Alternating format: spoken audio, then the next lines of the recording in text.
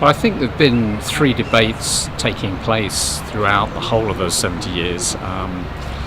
And one debate which hasn't been taking place, but which has come to the fore now. I mean, the three debates which have been taking place really have been the future of work, which has been a continuing discussion, and what sort of jobs, quality of jobs, quantity of jobs, can we get back to full employment?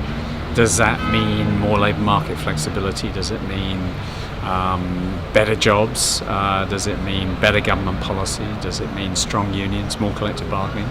So that's been a big discussion and a continuing battle, and there I think we've seen progress most recently with the publication of the new job strategy, which recognises collective bargaining as an important way of reducing inequality.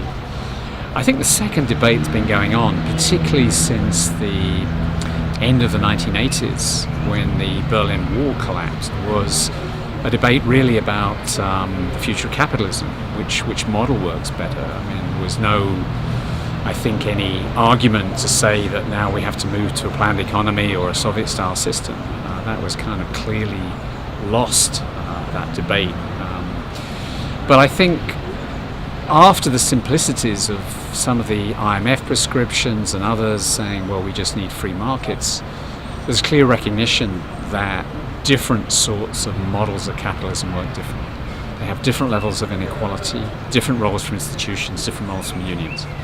And we're beginning to now see, I think, that the Anglo-American model, which has been basically let markets rip, let's not put constraints on business, has produced high inequality, which is now rejecting that very model, as we've seen in the Brexit vote, as we've seen in the votes for the US administration presidential elections.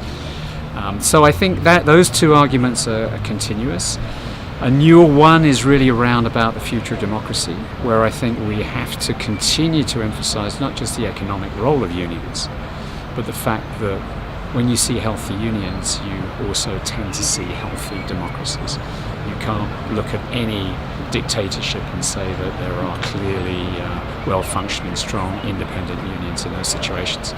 So we've seen again with many of the changes that have taken place, the changes in Korea, the changes in South Africa, the changes in Brazil, even though some of those progresses, it's one step forward, two step backwards sometimes, or two steps forward, one step backwards. We've seen still union as a key part of the future of democracy, really, I think, across the OECD countries. So I think the basic message on all of those things is that governments do need to listen to unions. That's not always easy. There have been periods when really we've been shut out the door.